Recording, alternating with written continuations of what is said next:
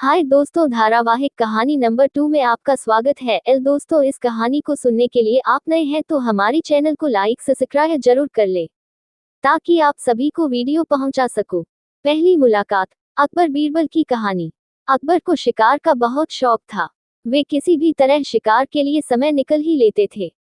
बाद में वे अपने समय के बहुत ही अच्छे घुड़सवार और शिकारी भी कहलाए। एक बार राजा अकबर शिकार के लिए निकले। घोड़े पर सरपट दौड़ते हुए उन्हें पता ही नहीं चला और केवल कुछ सिपाहियों को छोड़कर बाकी सेना पीछे रह गई। शाम घिर आई थी। सभी भूखे और प्यासे थे और समझ गए थे कि वो रास्ता भटक गए हैं। राजा को समझ नहीं आ रहा था कि वह किस तरफ जाएं। कुछ दूर जाने पर उन्हें एक तिराहा नजर आया।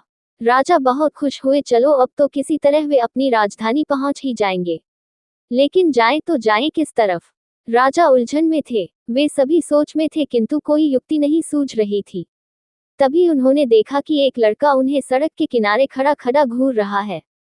सैनिकों ने ये देखा तो उसे पकड़कर राजा के सामने पेश किया। राजा ने कड़कती आवाज में पूछा, ए लड़के, आगरा के लिए कौन सी सड़क जाती है? लड़का मुस्कुराया और कहा, जनाब, ये सड़क चल नहीं सकती तो ये आगरा कैसे जाएगी? महाराज, जाना तो आपको ही पड़ेगा। और ये कहकर वह खिलखिलाकर हंस पड़ा। सभी सैनिक मौन खड़े थे। वे राजा के गुस्से से वाकिफ थे।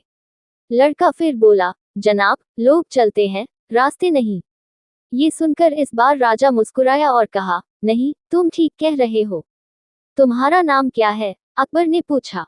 मेरा नाम महेश दास है महाराज, लड़के ने उत्तर दिया। और आप कौन हैं? अकबर ने अपनी अंगूठी निकालकर महेश दास को देते हुए कहा, तुम महाराजा अकबर हिंदुस्तान के सम्राट से बात कर रहे हो। मुझे निडर लोग पसंद हैं। तुम मेरे दरबार में आना और मुझे ये अंगूठी दिखाना। ये अंगूठी देखकर मैं तुम्हें पहचान लूंगा। अब तुम मुझे बताओ कि मैं किस रास्ते पर चलूं ताकि मैं आगरा पहुंच जाऊं। महेश दास ने सिर झुकाकर आगरा का रास्ता बताया और जाते हुए हिंदुस्तान के सम्राट को देखता रहा। इस तरह अकबर भविष्य के बीरबल से मिले।